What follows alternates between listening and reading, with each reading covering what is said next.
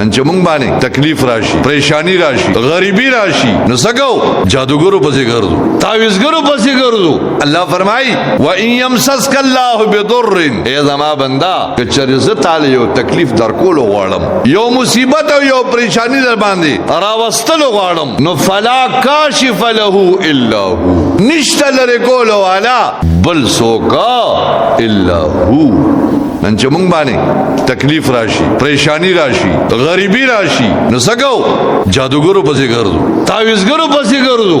اله فلان کیږي کې چې کم دی تعویذګر دی، فلان کیږي کې اوسط دا عاملان.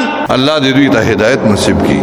زه پزې باندې تاسو ګرځي، زه پزې په دیوالونو باندې لیکلي دي هر کام مکمل ګارنټي کے ساتھ. دلته رب وای زه یو تکلیف درکم دا غي لري کول والا بل هیڅوک نشتا، او دلته کې دی وای هر کام مکمل ګارنټي کے ساتھ. ګارنټي سره د کار کوم، تعویذ بدر کوم په ګارنټي به کار کوي. بعض خلک یاره استاد جی مال تعویذ وکړه، زه مخوبه کم دله قرآن حدیث با تولیکم. قرآن حدیث د مؤمنان د پاره شفا او رحمت ته.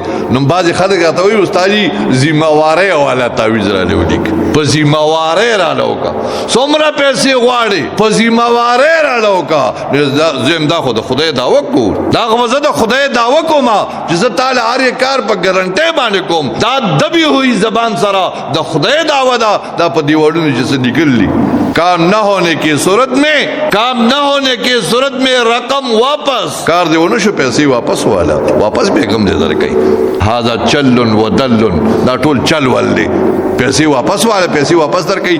بہرحال زما مندو زموستا ایمان الله مضبوطی. الله ماته وی الله تا ته بندا زه بدر باندې یو تکلیف راولم، یو مصیبت راولم، یو پریشانی راولم، دا غید لری کول والا اسوک نشته بغیر د الله. دا اسباب و ذریعہ با ٹک دا اسباب اختیار وا، اسباب اختیار کا بیماری رالا ڈاکٹر للارشا، غریبی رالا دعا غواړه، الله سره رابطه قائم کا، محنت کا، کاروبار کا. لیکن دا یقین کولا چې زما دی تعویذ سره کار شو، زما فلان کی سره کار شو، دا عقیده دا کمزور ده.